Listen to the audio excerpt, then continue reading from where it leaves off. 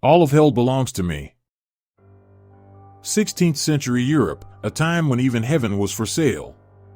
This was the era when the church and its priests were the absolute authorities, even over your sins. If someone committed a wrongdoing, it didn't matter, just pay the price and get a VIP ticket to paradise. Some priests were so generous they'd even book you a spot in heaven in advance.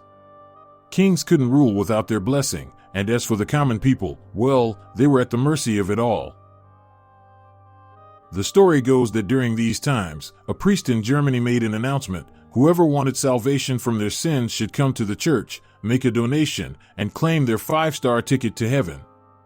Whether someone had looted an entire village or stolen a neighbor's cow, a seat in paradise was guaranteed for everyone. But then came a bold and clever man. He went straight to the church and made an unusual request. "I want to buy hell," he said. "What's the price?" The priest was stunned at first, then laughed and said, "Son, people are lining up to buy heaven. What would you do with hell?"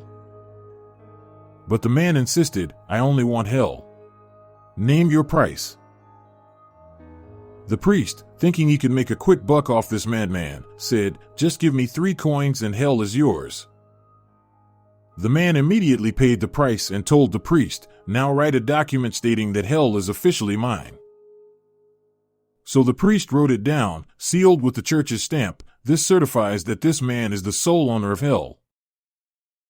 With the document in hand, the man happily marched to the city square, gathered a crowd, and made a loud announcement. "Listen, everyone.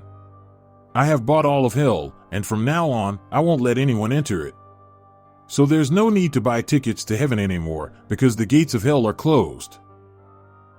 At first, people were bewildered. Then the realization hit: if there's no access to hell, what value does a heaven ticket hold? The news spread like wildfire. Sales of heaven tickets stopped, and the business of the priests collapsed.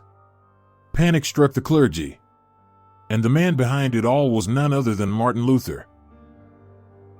With the document in hand, the man happily marched to the city square, gathered a crowd, and made a loud announcement. "Listen, everyone. I have bought all of hell, and from now on, I won't let anyone enter it. So there's no need to buy tickets to heaven anymore, because the gates of hell are closed." At first, people were bewildered.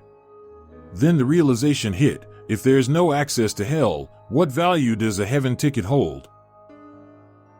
The news spread like wildfire. Sales of heaven tickets stopped, and the business of the priests collapsed. Panic struck the clergy. And the man behind it all was none other than Martin Luther. Though it may sound like a humorous anecdote, this is a historical event that laid the foundation for one of Christianity's major sects. Martin Luther was the first to challenge this exploitative system. In 1517, he wrote a document containing 95 theses, arguing that the sale of heaven tickets was blatant corruption and that forgiveness of sins is a matter solely between a person and God. No human has the authority to sell it. These ideas enraged the church authorities so much that they issued a fatwa against Luther, even declaring that whoever killed him would be rewarded with bonus points in heaven. But Luther's ideas spread so widely that a new sect was born, Protestantism, meaning those who protest. Today, Protestants exist all over the world. Martin Luther's courage, intelligence, and boldness exposed an entire religious scam and changed the course of history forever. Martin Luther's purchase was merely symbolic, but its echo was heard throughout Europe. People who had lived under the shadow of religious fear for centuries were, for the first time, forced to think, can heaven really be bought with money? Questions began to arise, cracks started to form in the authority of the church, and a new light began to shine for the common people. The church used all its power to silence Martin, but it was already too late. Luther's writings began to be secretly copied, people started pasting them on walls, and the protest turned into a full-blown movement.